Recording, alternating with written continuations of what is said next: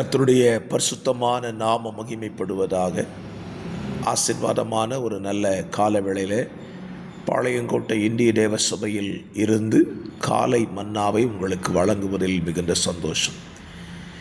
கிருபையாய் கர்த்தர் தந்ததான ஒரு புதிய நாளுக்காக கர்த்தரை துதிப்போம். இந்த நாள் செப்டம்பர் மாதம் 22 திங்கட்கிழமை காலவேளை. இந்த காலவேளை தியானத்துக்கான அதிகாரம் 1 சாமுவேல் 10 அதிகாரம். இந்த அதிகாரத்தில் சவுல் இஸ்ரவேல் ஜனங்களின் மேல் ராஜாவாக மாற்றப்படுகிற ஒரு சம்பவத்தை இந்த அதிகாரம் விவரிக்கிறது. 27 வசனங்களை உள்ளடக்கின ஒரு வேத பகுதி. இந்த அதிகாரத்தில் நாம் சிந்தித்து தியானிப்பதற்கு ஏராளமான வார்த்தைகள் இருக்கின்றன. இன்றைக்கு ஒரு வார்த்தையை உங்களுக்கு தியானத்துக்கு சொல்லுகிறேன். 27 வசனம். ஆனாலும் பேலியாளின் மக்கள் இவனா நம்மை ரட்சிக்கப் போகிறவன் என்று சொல்லி அவனுக்கு காணிக்கை கொண்டு வராமல் அவனை அசட்டை பண்ணினார்கள். அவனோ காது கேளாதவன் போல் இருந்தான். ஒரு அருமையான வார்த்தை. அவனோ காது கேளாதவன் போல் இருந்தான். சொல்லப்படுகிற எல்லா காரியத்தையும் நாம் கேட்டால் அது பிரச்சனை தான். நம்முடைய வாழ்க்கையில் மற்றவர்கள் பேசுகிற எல்லா காரியத்தையும் காது கொடுத்து கேட்க வேண்டும் என்ற அவசியம் இல்லை. இங்கே சவுலை தேவன் ராஜாவாக அபிஷேகம் பண்ணுகிறார். சமஸ்த இஸ்ரவேலரும் அதை சொல்லும் பொழுது ஒரு கூட்ட ஜனம் அவனை அலட்சியமாய் பேசுகிறார்கள்.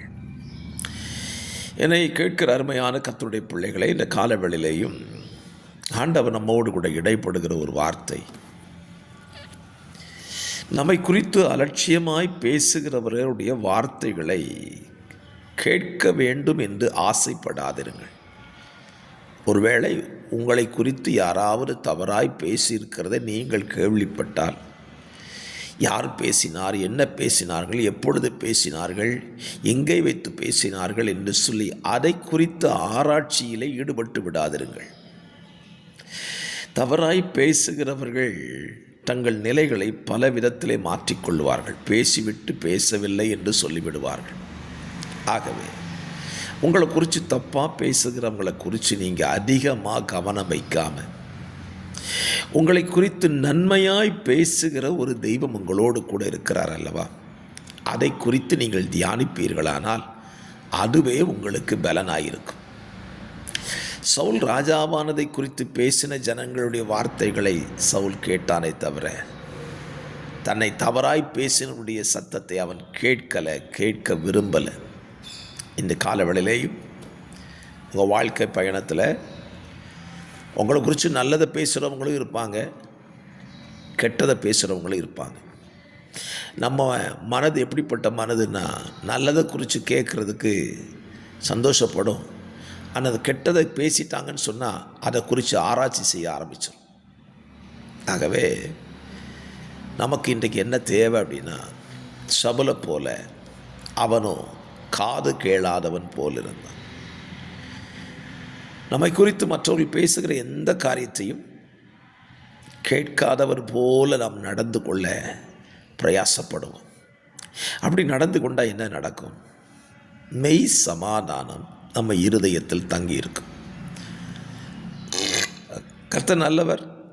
அந்த சமாதானத்தை கெடுக்கிறதுக்குன்னே பிசாசு நம்மளை குறித்து தவறாக பேச அல்லது தவறாய் பேசப்பட்ட வார்த்தைகளை சுமந்து கொண்டு சில மனிதர்களை கூட நம்மிடத்தில் அனுப்புவான்.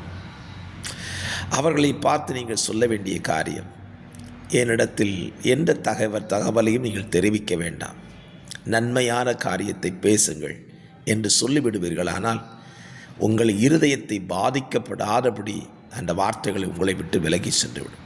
ஆகவே நல்ல ஒரு தீர்மானத்தோடு இந்த நாளை துவங்குங்கள். உங்கள் காதுகள் நற்செய்திகளுக்கு மாத்திரம் திறந்திருக்கட்டும்.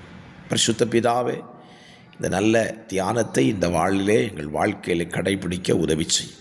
எங்களை குறித்து தவறாய் பேசுகிறவர்களை குறித்த கவனம் எங்களுக்கு இல்லாமல் போகட்டும். காத்துக்கொள்ளுங்க. வார்த்தைகளை கேட்கிற நம்முடைய பிள்ளைகளை ஆசீர்வதி. இயேசுவின் நாமத்தில் பிதாவே, ஆமென்.